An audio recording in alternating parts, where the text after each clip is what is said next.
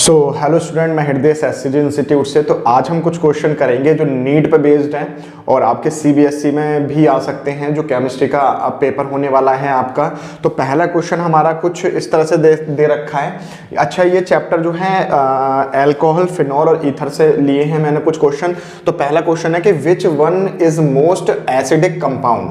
तो यहाँ पर कुछ कंपाउंड बने हुए हैं आपके पास, ठीक है। तो पहला कंपाउंड ये है, दूसरा ये है, तीसरा ये है और चौथा ये है। तो इसमें हमें ये फाइंड आउट करना है कि कौन सा सबसे ज्यादा एसिडिक होगा। तो आपको इसकी पहचान करने के लिए आपको ये पता होना चाहिए कि एसिडिक जो कंपाउंड होते हैं उनकी क्या प्रॉपर्टीज होती हैं। तो जो एसिडिक कंपाउंड होते हैं वो जब एसिडिक नेचर में जब आते हैं जब उनमें इलेक्ट्रॉन विथड्रॉइंग की कैपेसिटी होती है। तो यहाँ पर आप ये देखिए कि इलेक्ट्रॉन विथड्रॉ कौन कर सकता है। अगर मैं इसकी बात करूं तो यहाँ पे इलेक्ट्रॉन निकलना थोड़ा सा मुश्किल है।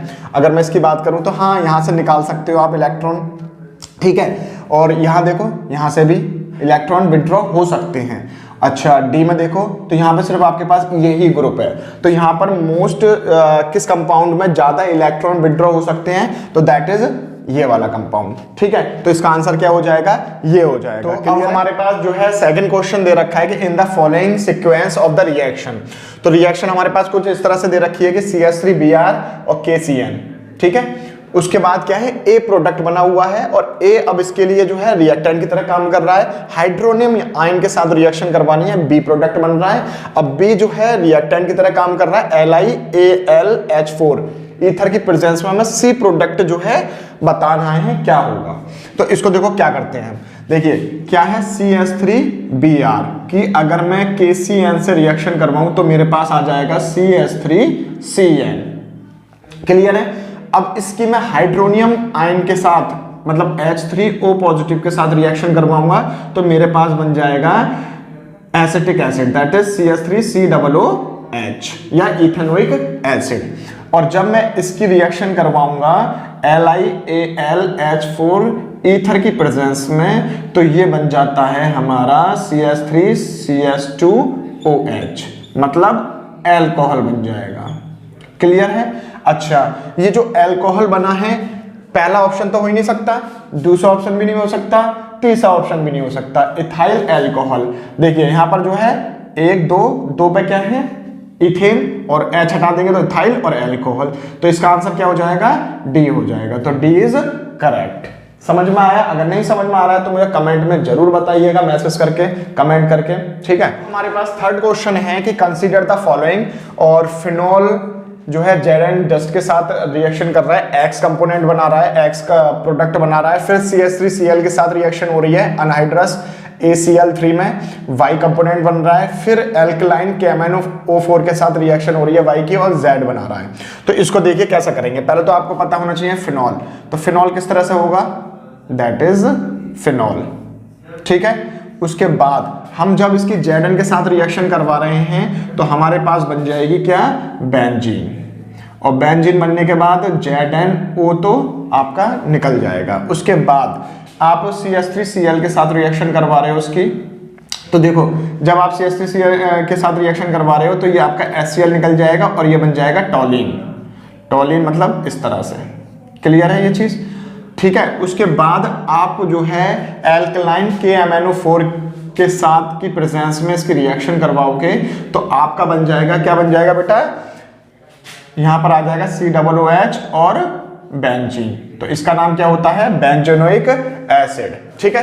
तो ये इसका पूरा स्ट्रक्चर होगा कि किस तरह से क्या फॉर्मेशन हुई है। तो अगर आप स्क्रीनशॉट लेना चाहते हैं तो ले सकते हैं अच्छे से, ठीक है। तो यहाँ पर इसका आंसर जो हो जाएगा वो हो जाएगा बेंजोनोइक एसिड।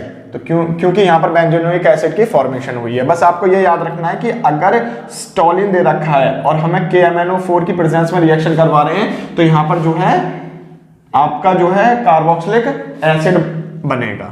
क्लियर। तो अब हमारे पास फोर्थ क्वेश्चन दे रखा है कि ethylene oxide when treated with Grignard reagent yields. कहने का मतलब क्या हुआ कि इथाइलिन ऑक्साइड की अगर हम रिएक्शन करवाते हैं ग्रिनार्ड रिएजेंट से तो किस चीज की फॉर्मेशन होती है। तो पहला है प्राइमरी अल्कोहल, दूसरा है सेकेंडरी अल्कोहल और तीसरा है टर्शरी अल्कोहल और चौथा है साइक्लोप्रोपाइल अल्कोहल। तो यहाँ पर देखो पहले तो आपको ये पता होना चाहिए कि भाई इथाइलिन ऑक्साइड का फॉर्मूला क्या होता है। तो इथाइलिन ऑक्साइड का फॉर्मूला होता है आपके पास CH2 बॉन्ड CH2 और इन दोनों के साथ जो है ऑक्सीजन जुड़ा हुआ होता है। ठीक है, क्लियर हुई ये वाली बात। अब इसकी हम जो रिएक्शन करवा रहे हैं वो ग्रिनार्ड रिएजेंट के साथ करवा रहे हैं, दैट इज CH3MgBr।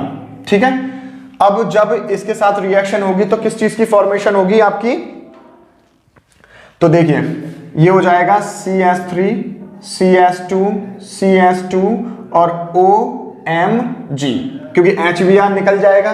ठीक है, उसके बाद क्या होगा, यहां पर हम H प्लस के साथ रिएक्शन करवाएंगे। ठीक है, H प्लस के साथ जब रिएक्शन करवाओगे आप तो ये हो जाएगा CH3 CH2 CH2 और OH। ठीक है, अब देखो ये क्या बना है, अल्कोहल बना है। ठीक है, तो ये यहां पर भी अल्कोहल है, यहां पर भी अल्कोहल है, यहां पर भी अल्कोहल है और यहां पर भी अल्कोहल है। लेकिन हमें सबसे अच्छी बात क्या है कि प्राइमरी है, सेकेंडरी है या टर्शरी है या साइक्लोप्रोपाइल है। तो देखिए जो OH ग्रुप है वो एक ही कार्बन के साथ अटैच है और वो सिंगल बॉन्डेड है, तो ये क्या हो जाएगा, प्राइमरी अल्कोहल। तो इसका आंसर क्या हो जाएगा, प्राइमरी अल्कोहल। क्लियर हुआ, जो नहीं है। तो अब हम फिफ्थ क्वेश्चन करते हैं कि which one of the following on oxidation gives a ketone.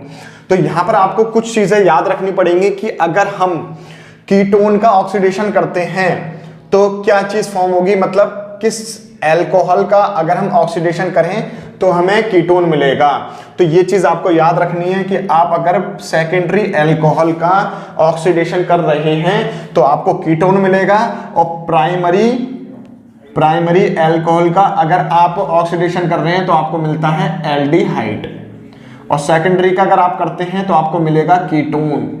तो ये जो सिक्स्थ क्वेश्चन है मैं आपको समझा देता हूं, ये आपको होमवर्क में करना है और नीचे कमेंट बॉक्स में मुझे जरूर बताइएगा कि इसका आंसर क्या होगा। तो ये है हमारे पास, what is formed when primary alcohol undergoes catalytic dehydrogenation. तो एल्डिहाइड बनेगा, कीटोन बनेगा, एल्कीन बनेगा और एसिड बनेगा। तो ये चीज यहां पर है आंसर।